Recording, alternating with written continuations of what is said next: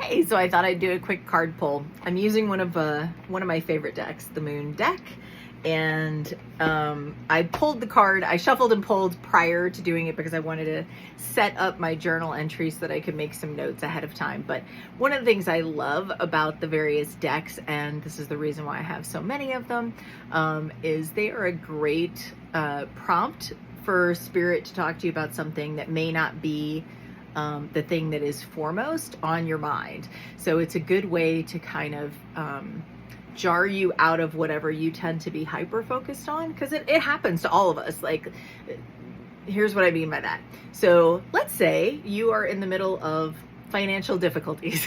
Okay, so you become obsessed with financial difficulties. You're like, where is my breakthrough coming from? Where is my money coming from?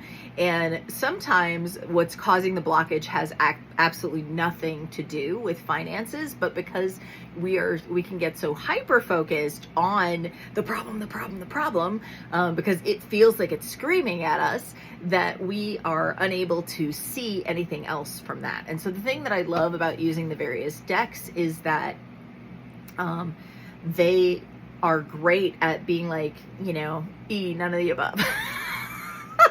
And you're like, wait, what? And so the other thing that I have found is that if you are someone who is able to tap into Spirit, I have actually read the words that go with the various cards, and I will tell a friend what I got from it, and then I'll say, it's like this part here, and I'll read it, and it says not at all what I got. Because again, it's not about what the card wants to impart as much as what is Spirit wanting to say. They're literally tools, right? So it's the same thing as, like, for people who see, oh, I saw a 111 today, or, oh, I saw purple and that's my color, and I know that always means blah, blah, blah. And so it's a point of reference. So literally you are just creating yet another language for Spirit to speak through you, or to you and with you. And so that's what I love about them. So anyway, so let's see where we go today. So Adapt, this is the one that came today.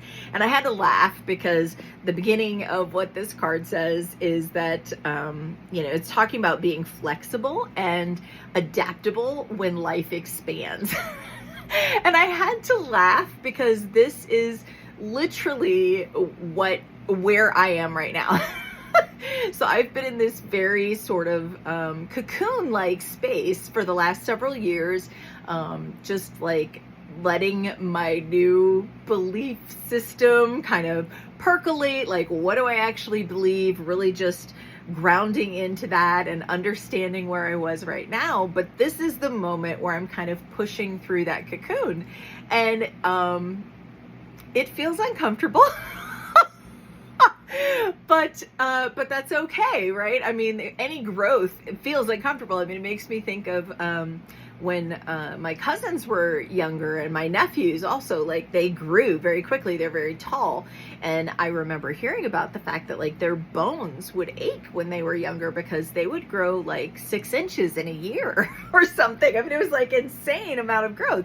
Now I'm 5'4", so I don't grow like that, but conceptually I get it. But I understand how that stretching can feel uncomfortable, or like for a woman, if you are pregnant, like that stretching of your body over the 9 months, that feels uncomfortable. You're like, there's no room for this, And so that's kind of how I'm feeling right now.